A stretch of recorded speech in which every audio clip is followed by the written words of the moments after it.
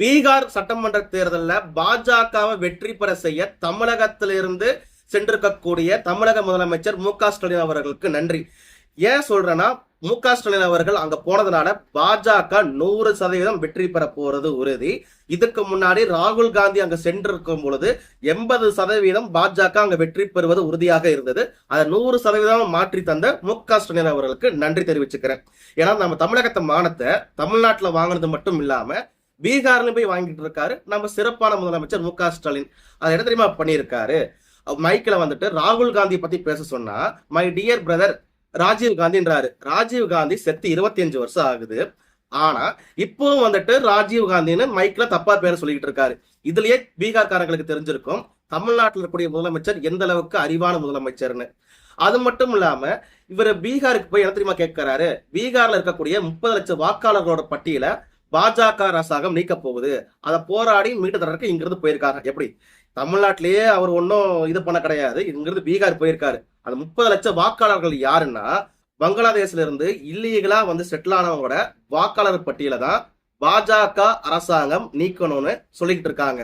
அப்படி அவங்களுக்கு உரிய ஆவணங்கள் இருந்துச்சுன்னா வந்து பாருங்க, தேர்தல் ஆணையத்தைய வந்து பாத்தீங்கன்னா அந்த வாக்காளர்கள் பட்டியல இருந்து அவங்க பேரை நீக்க மாட்டோம்னு சொல்லியாச்சு. இந்த ராகுல் காந்தி எனக்கூடிய பப்புகான் தானே பெங்களூர்ல உட்காந்துட்டு என்ன சொன்னாரு, இந்தியாவில வந்துட்டு அதிகப்படியான போலி வாக்காளர்கள் இருக்காங்க, அதனாலதான் பாஜக ஜெயிச்சுக்கிட்டு இருக்கு, அவங்கள பேர் பட்டியல நீக்கணும்னு இவர் தான் சொன்னாரு. ஆனா இவர் சொல்றதுக்கு முன்னாடியே பீகார்ல அது முதல் கட்டமா செயல்படுத்தணும்னு பாஜக முயற்சி பண்ணிட்டு இருக்கு. பீகார்ல ஒரு ஸ்டாண்ட் எடுக்கிறாரு, இந்தியா முழுக்க ஒரு ஸ்டாண்ட் எடுக்கிறாரு நம்ம ராகுல் காந்தி. அதே மாதிரிதான் நம்ம முதலமைச்சர் மு.க.ஸ்டாலினும் இங்க இருக்கிற வடக்கெல்லாம் அடிச்சு வெளியில தொடுத்துருவேன், இங்க இருக்கிற பீகார்காரங்களா வந்துட்டு கக்கூஸ் கலவருக்கு மட்டும் தான் லாய்க்குன்னு சொல்லிட்டு இருக்காங்க. ஆனா அதே பீகார்காரங்களை ஜெயிக்க வைக்கிறதுக்கு இங்க இருந்து பீகார் போயிருக்காரு நம்ம முதலமைச்சர். அது மட்டும் இல்லாம 3 idiots சொல்லிட்டு ஒரு போஸ்டர் வந்துட்டு இந்தியா முழுக்க பிரபலமாயிட்டு இருக்கு. என்ன போஸ்டர்னா, ஒரு பக்கம் தேஜஸ்வி யாதவ், ஒரு பக்கம் நம்ம முதலமைச்சர் மு.க.ஸ்டாலின், நடுவுல ராகுல் காந்தி எனக்கூடிய பப்புகான். இவங்க 3 பேர்த்துக்கும் இருக்கக்கூடிய ஒற்றுமை என்னன்னா 3 பேர்களும் முட்டாள்கள் தான். அதை விட இன்னொரு ஒற்றுமைனா 3 பேருமே வாரிசு அரசியலில் அடிப்படையில் வந்தவர்கள். முதலமைச்சர் மு.க.ஸ்டாலினுக்கு கருணாநிதியின் ஒரு பையன்ற தகுதியை தவிர்த்து வேற எதுவும் கிடையாது.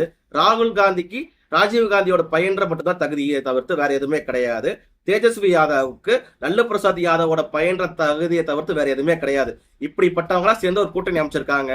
கண்டிப்பா பீகார்ல பாஜக 100% வெற்றி பெறுதா இல்லையான்னு பொறுத்திருந்து பாருங்க.